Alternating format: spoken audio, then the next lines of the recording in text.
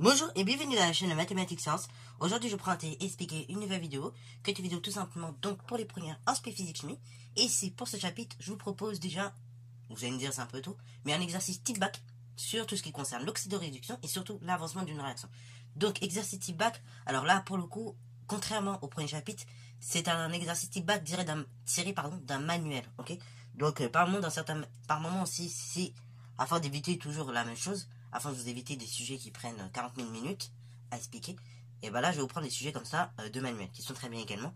Donc voilà, je vais varier un petit peu les formes, un petit peu comme je faisais des fois en troisième. Je prenais également des exercices de sujets brevets et je prenais des sujets donc provenant des livres s'il y en avait des très bien. Donc là ici pour ce chapitre là, c'est vrai qu'il y en a des très bien, donc je vais prendre dans dans le manuel que j'ai sur moi, c'est-à-dire donc le manuel de spé physique chimie de Hachette pour les premières générales. Pour ceux qui veulent savoir, voilà, ça peut toujours être utile. Voilà, c'est un manuel qui est quand même bien fait globalement dans son ensemble. Et c'est de là la plupart des exercices qui viennent. Ils viennent de là, ces exos. Donc, encore une fois, ce sont des exercices types qui peuvent vous entraîner donc pour l'épreuve écrite. Là, ce que je vous conseille, donc, c'est si vous n'avez pas réussi, si vous réussissez pas l'exercice tout de suite, c'est pas grave. Mais encore une fois, vous pouvez le refaire, ok. Et là, vraiment, pour ce chapitre-là, vous avez de la chance, du coup. Comme je vais faire deux exercices type bac provenant du livre, et bah, du coup, le DS qui est sur mon drive, et bah, ce sera un complément, ce sera en plus. Donc, c'est-à-dire, je mettrai la correction quand même, mais ce sera un complément. Je le corrigerai pas en vidéo, parce que c'est assez long à faire, mine de rien.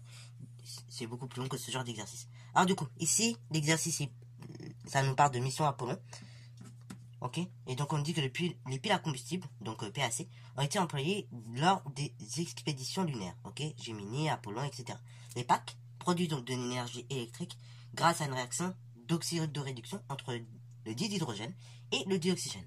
Alors oui, petite remarque, ça c'est vrai, on n'avait pas eu le temps d'en parler, je n'ai pas évoqué dans le cours, mais il faut savoir que l'application directe des réactions d'oxydoréduction, c'est les piles. Et du coup, les piles, vous aurez un chapitre entier en terminale où vous allez étudier les piles, non pas dans le sens physique, où vous aviez étudié la pile comme un dipôle électrique, mais là dans le sens chimique avec les réactions d'oxydoréduction, ok. Donc voilà, pour ceux qui voudront regarder spé physique chimie, vraiment attendez-vous en terminale à réutiliser ce chapitre d'oxydoréduction dans le cas particulier des piles, ok. Voilà. D'ailleurs c'est un peu dommage qu'on puisse pas le faire en première, avant c'est un chapitre qu'on faisait en première, les piles, c'est dommage parce que c'est vraiment une application directe, encore une fois, de ce type de réaction.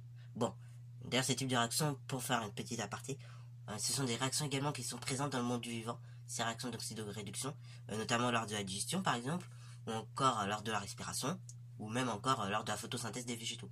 Donc ce sont des réactions qui sont présentes en fait dans la vie de tous les jours, ce ne sont pas des choses abstraites, ok. Bravo. Bon, je ferme ma parenthèse, on revient donc à notre exercice. Donc du coup, on demande un certain nombre de questions, donc là je vais se mettre à vidéo en pause pour réaliser cet exercice, et ensuite on va corriger donc l'exercice question par question. Sur ce donc, correction. Alors, première question, il était demandé de calculer la quantité initiale, N0, de dihydrogène correspondant à une masse, donc M, H2, de 24 kg. Donc là, du coup, là, on va utiliser la même méthode. Donc là, on regarde ce que l'on a. Donc on a une masse, et on nous donne également la masse molaire, donc ici, et bah, d'un atome, donc d'hydrogène, ok. Ici, attention, hydrogène et dihydrogène, c'est pas la même chose. Donc dans un premier temps, ce que je vais faire, je vais rechercher la masse d'une molécule de dihydrogène. Et une fois que j'aurai la masse molaire d'une molécule de dihydrogène, je vais calculer donc la quantité de matière. Donc c'est parti mon kiki. Donc aussi on cherche tout simplement la masse molaire du dihydrogène, donc NMH2. On met ce que l'on a, donc on a la chose suivante, la seule donnée unique, M donc H qui est égal à 1,0 g par mol. Ok. Ainsi donc or on sait que on a la chose suivante. Donc or on sait que tout simplement, pour déterminer la masse de dihydrogène, ok, donc MH2, et bah on fait deux fois la masse molaire, donc de l'hydrogène, en fait, ok, puisque le dihydrogène, c'est juste une molécule constituée de deux atomes, comme vous pouvez le voir en indice, d'hydrogène. Donc deux fois la masse d'hydrogène, la masse molaire d'hydrogène. Donc ainsi, ça fait MH2, qui est égal à 2 fois 1,0 g par mol, MH2, qui est égal ici 2,0 g par mol, ok. Une fois que j'ai déterminé comme ça la masse molaire de la molécule de dihydrogène, je connais la masse de dihydrogène, donc je peux calculer la quantité de matière associée à cela. Donc là, c'est parti mon kiki. Donc ici maintenant, deuxième étape. Donc ici, on cherche tout simplement la quantité de matière N, donc H2, et notamment N0 en fait, H2, donc à l'état initial. On va mettre ce que l'on a. Donc on a M H2, donc ici on donnait en kilogrammes, donc 24 kg. Alors je vais convertir en grammes, parce que il risque d'avoir des problèmes si je laisse 1 kg comme ça, ok. Donc MH2 c'est 24 kg, c'est-à-dire 24 fois 10 exposant 3 grammes, ok? Vraiment comme ça, je divise des grammes par mol, et je vais arriver à 1 sur mol moins 1, ce qui fait donc tout simplement des mols, ok? Bravo. Donc, une fois que donc là, comme je le disais, j'ai converti la masse en kilogrammes, je reprends la masse molaire que j'ai calculée précédemment, MH2, donc ici 2,0 grammes par mol, et ainsi, une fois que j'ai fait ça, et je vais poser mon calcul. Donc, or, on sait que Donc on sait qu'on a la chose suivante, on a la relation donc qui lie la quantité de matière, la masse et la masse molaire. Donc la relation est la suivante, petit n est égal donc la masse sur la masse molaire. Donc ainsi la quantité de matière en 10 d'hydrogène, c'est donc la masse de 10 d'hydrogène divisé par la masse molaire de 10 d'hydrogène. Ça fait que quantité de matière en 10 d'hydrogène, c'est égal à 24 fois 10 exposant 3 grammes divisé par 2,0 grammes par mol. Ce qui fait donc la chose suivante, la quantité de matière en d'hydrogène, c'est égal à 12 grammes, ok? Enfin 12 fois 10 exponent 3 mol, ok? Bravo. D'ailleurs, j'ai pas fait attention, c'était 24,0, donc là ça fait 24,0 fois 10 exponent 3, et du coup voilà. Ok, donc ça fait 12,0 fois 10 exponent 3 mol. Bon, donc là on a la quantité de matière initiale en d'hydrogène. Donc là encore une fois, question vraiment très classique, hein. Vous avez vu? Donc, il faut être à l'aise avec la notion de quantité de matière parce que vous voyez que ça revient quand même plusieurs fois dans ce chapitre. Donc, si vous n'êtes pas trop à l'aise avec les quantités de matière, revoyez le tout premier chapitre qui est également dans la playlist thème constitution et transformation de la matière.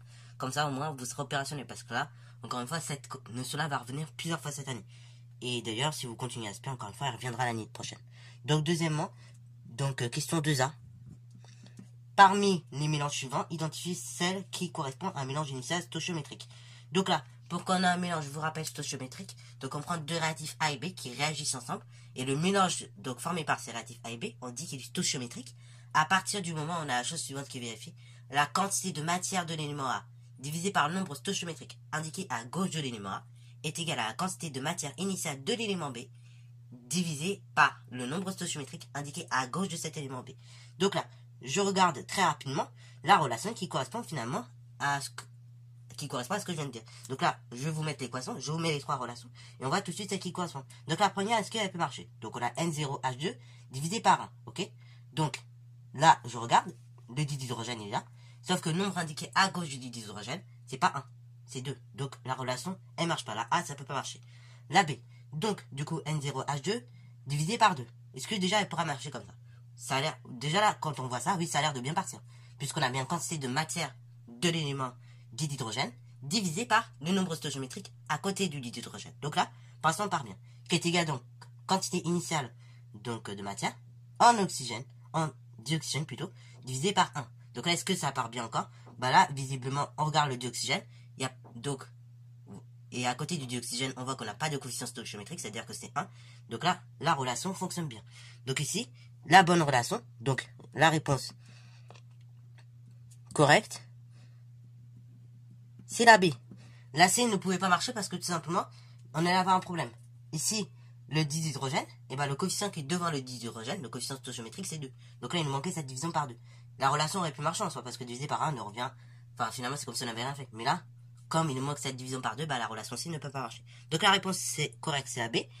Donc, cela correspond bien à un mélange initial stoichiométrique. Alors là, pareil, on ne demande pas forcément une justification en plus. Donc si vous mettez ça, juste ça dans une copie, ça ira, ok? Puisqu'on vous demandait juste de choisir, ok? On ne demande pas de justification particulière. Alors, du coup, question numéro B, en déduire donc, dans ce cas-là, la masse donc de dioxygène dans ce cas-là, ok? Alors dans le cas, bien évidemment, on a un mélange stoichiométrique. Donc là, vous allez voir, ça va ressembler à ce qu'on a fait dans l'exercice numéro 16, si vous avez bonne mémoire, avec les fusées qui montent en l'air. Enfin, les feux d'artifice, ok? Voilà. Donc là, ici, on va mettre que on a un mélange stoichiométrique. Et donc, de ce fait, donc, on a la relation suivante. La quantité de matière initiale en dihydrogène, divisé par 2 du coup, est égale à la quantité de matière initiale en dioxygène divisé par 1. Ok? Autrement dit, cela équivaut à la chose suivante. Vous vous rappelez qu'une quantité de matière, c'est une masse divisée par une masse molaire. Donc ici, je vais modifier ma relation de façon très intelligente. Enfin, de façon réfléchie du moins. Là, j'ai déjà la quantité matière en d'hydrogène. Donc ça servira à rien d'écrire que cette quantité matière, c'est à nouveau une masse divisée par une masse molaire. Non, c'est inutile. Par contre, en revanche, je n'ai, pour l'instant, pour le dihydrogène, et bah, j'ai pas beaucoup d'informations sur lui. Ok, va à vous. Pour le dihydrogène, enfin pour le dioxygène, pardon, là, actuellement, ce que j'ai tout simplement sa masse, ok. Enfin, je peux éventuellement calculer sa masse molaire, ok. Bah, voilà.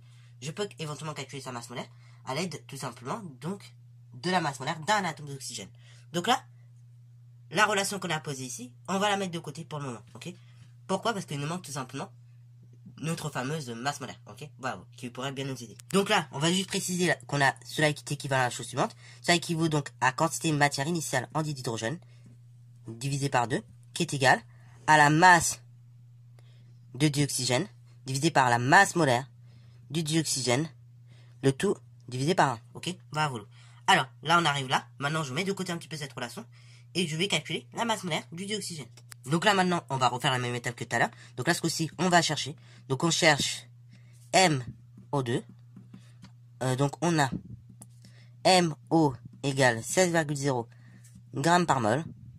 Donc, ici, la masse molaire du dioxygène, comme si c'est un atome composé de deux atomes, c'est une molécule, pardon, composée de deux atomes d'oxygène, c'est 2 fois la masse molaire de l'oxygène. Donc, donc on sait que masse molaire du dioxygène, MO2, c'est 2 fois la masse molaire de l'oxygène. Masse molaire du dioxygène, c'est donc tout simplement égal à 2 fois 16, grammes par mol. Masse molaire du dioxygène, c'est égal à 32,0 grammes par mol. Ok, bah voilà. Alors on arrive à ce résultat-là. Là maintenant, ce résultat-là, je vais le réinjecter dans la formule. Donc, ainsi, on obtient. Donc on obtient la relation suivante. Donc on avait dit deux têtes, du coup, qu'on avait en remplaçant. Donc là maintenant, ce qu'on va faire, on va tout simplement remplacer en fait par les données numériques. Hein. Donc on avait dit que la quantité de matière en dihydrogène, c'était 12,0 fois 10 exposant donc 3. Ok, bravo, fois 10 exposant 3. Ici, c'était des moles. Et donc, ceci, on avait dit qu'on divisait par 2. Ce qui est égal, donc là, une division par 1, d'ailleurs, on peut simplifier. C'est comme si on n'avait rien fait. Ok, donc on peut tout simplement écrire que ceci est égal à la chose suivante, à la masse du dioxygène divisé tout simplement par la chose suivante, la masse molaire. Donc 32 grammes par mol. Et là maintenant, on résout cette petite équation en fait qui est un produit en croix.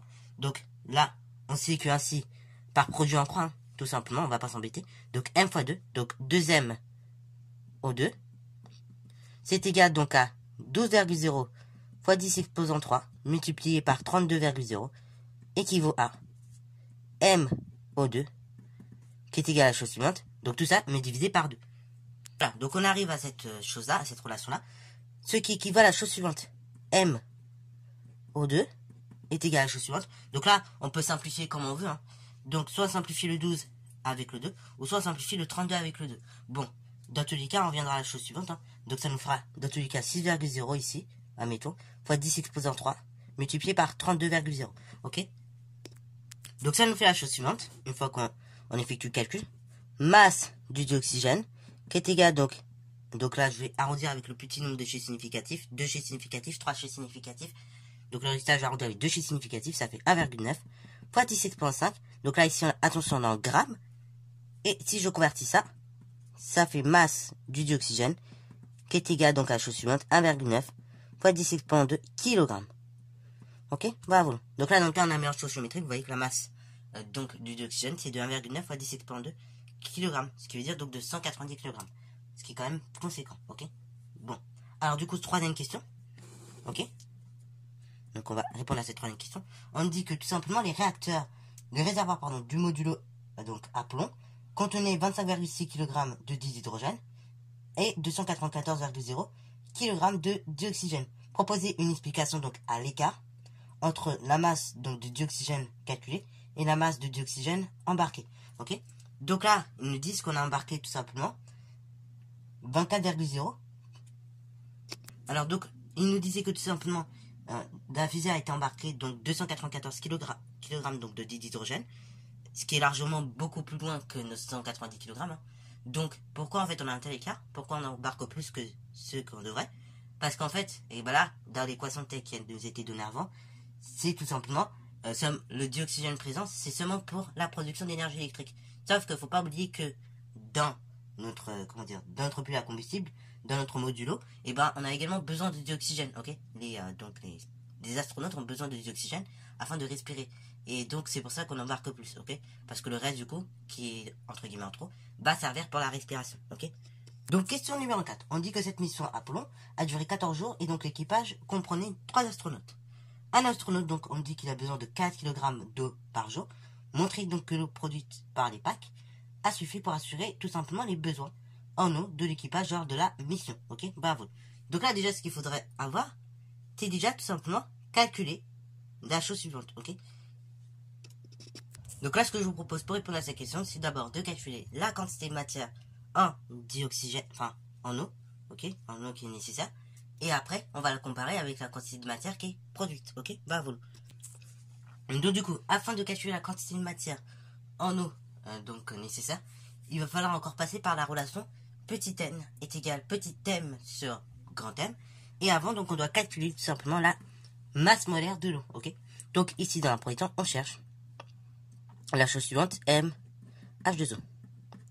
Donc, on met ce que l'on a. On a la masse molaire de l'hydrogène. Et on a également la masse molaire de l'oxygène. Donc, la masse molaire de l'hydrogène, c'est 1,0 g par mol. Et la masse molaire de l'oxygène, c'est 16,0 g par mol. Donc là, du coup, or, on sait que masse molaire de l'eau, c'est donc 2 fois la masse molaire de l'hydrogène, plus la masse molaire de l'oxygène.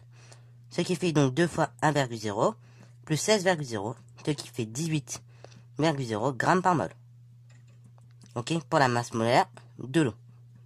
Une fois qu'on arrive à ça, donc on nous donne, une fois qu'on a fait ça, et bah, de par l'énoncé, on a la masse, ok? Bravo. De par l'énoncé, on peut trouver la masse d'eau qui leur a été nécessaire. Donc là, la masse d'eau qui leur est nécessaire, on dit que durant une journée, un astronaute a besoin de 4 kg, et qu'ils sont 3, et que la mission a duré 14 jours. Donc, concernant la masse d'eau, donc la masse d'eau, donc nécessaire, et donc M nécessaire, qui est égal donc 4,0 fois donc le nombre d'astronautes, donc ils sont 3, et fois le nombre de jours, donc 14. Ce qui fait donc 4 fois 3, 12. 12 multiplié par 14. Donc là, 12 fois 14, ça nous fait la chose suivante. Ça nous fait donc 168. Alors 168 quoi? Donc là ici, c'est 168 kg. Ok? Là, c'était la masse. Donc M nécessaire égale 168 kg. Or, donc là maintenant, on cherche la quantité de matière d'eau nécessaire. Donc N nécessaire. On met ce que l'on a. Donc on a la masse d'eau nécessaire. Donc ici, 168 kg. On a également donc tout simplement on a donc dans un deuxième temps, on a la masse molaire de l'eau, M H2O, donc qui est égal à 18 g par mol. Donc là, la masse d'eau d'ailleurs, comme on va diviser par des grammes par mol, la masse d'eau je vais la convertir tout de suite, ok, en grammes, ok, donc ça fait 168 fois 10 exposant 3 grammes.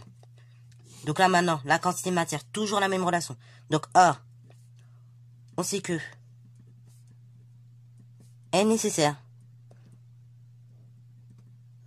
est égal donc à la chose suivante, à la masse nécessaire en eau, divisé par tout simplement la masse molaire de l'eau. C'est-à-dire que la quantité d'eau nécessaire, c'est la chose suivante, c'est 168 fois 10 exposant 3, divisé par 18,0. Ça fait que la quantité d'eau nécessaire, c'est égal à la chose suivante. Donc là, on va effectuer rapidement le calcul. Donc on a dit 168 fois 10 exposant 3. Et donc le tout divisé par 18.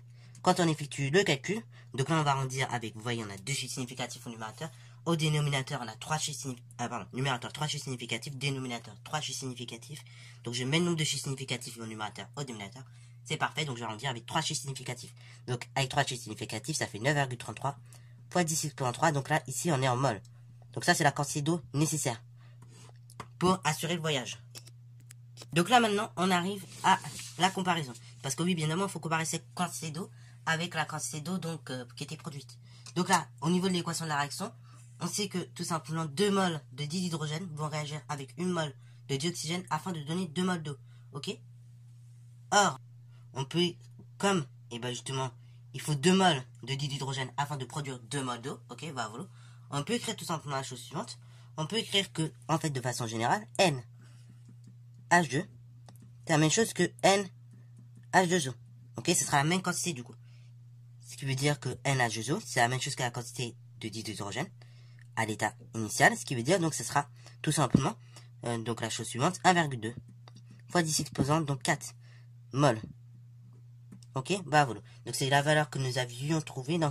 Oui, c'est ça, c'est la valeur que nous avions trouvée, puisqu'on avait trouvé 12,0 fois 10 exposant, donc ici 3 mol. Donc ça correspond exactement.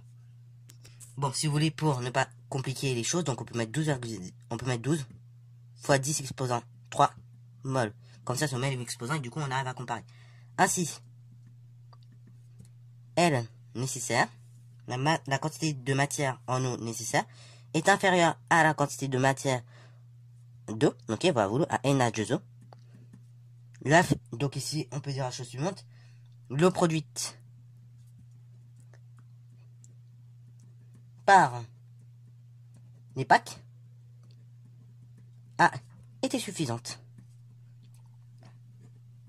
Donc sur ce, c'est la fin de cette vidéo, j'espère qu'elle t'a plu. Si c'est le cas, n'hésitez pas à la liker, commenter et balancer ta en mathématiques et en sciences.